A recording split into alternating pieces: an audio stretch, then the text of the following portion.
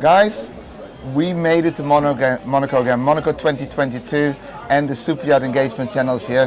Corey, thank you so much for joining me today. We are on the Welcome to Stars and Bar. You just did an amazing seminar, didn't you, in here? It was a lot of fun and really interesting, and a topic I think that we have been trying to get into the forefront for a long time. So it was awesome. Fantastic. Like in the channel, and I just grabbed you and said, Corey, we need to speak, right? So in the channel, we normally talk about the fact that like this industry is all about reputation, right? It's not about due diligence. It's like who knows who. And you said something very interesting, like, okay, I want to have that on camera. So how do you guys build your reputation? Because everybody knows you guys. How did you manage? Well, hopefully they know us. It's been a lot of work and a lot of engagement that we've done through social media, through different forums that we've been a part of, getting our expertise out there, and working with organizations like with you guys. And as we look to who we want to partner with and what we want to do, I think that's so important for reputation. If we partner up with an organization that doesn't have the same standards and reputation that we do in the industry, I think it pulls us down. So that's when we look around us to say, who are those partners and people? What are those events? What are those things that we want to get involved with to pull our reputation up? Besides the social media and all the other things that we do, but you really need to back that up. Anybody can have a phenomenal social media, personality, but can they really back that up with quality? Okay, that's an interesting thing. So basically, because it's one of the, and I found that very interesting before, because you're basically saying like, okay, we're doing our thing like everybody should do. You have your social media, you have to go to the events, you have to publish, you have to make sure that you're invited to panels, you need to have to share your knowledge, all of that. But then you said, and we only partner with companies or people that we believe have the same values. How do you decide that? It's really, what we've done is we've taken a long time as we look at like an organization that we want to join, say A-Crew. It took us a while to really look at A-Crew. What kind of organization is this? What do you guys do and how do you operate? And really look through and see who are some of the other members of that organization. Or with partner companies, how does this company operate? Who are their clients? What do they do? What's that value set that they have? So we take a little while longer, I think, than most to really look at that to say, okay, are these people at the same value level that we want to achieve or that we're at? And do they have the same, kind of value system and message that we do? But before you can do that, you need to know your own values. Right. And that's where it starts.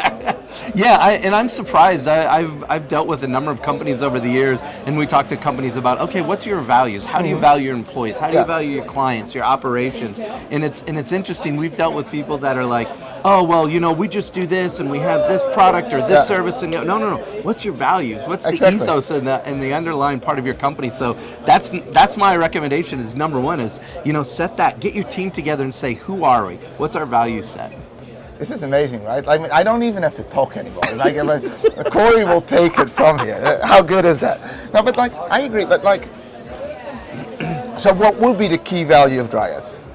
So our key value is we really look to put our customers and our employees first. When we look at putting an operation together, whether we're dealing with cybersecurity or risk intelligence, how do we affect our clients and the people side of it? So our business is from the cyber, protecting networks and information. So what tools do we put in place to help people, do their job better? What training do we have to really give the people the tools? And the same when we look at the risk intelligence is, all this information is great, but how do we empower people to use that in some respects, hopefully, to save people's lives?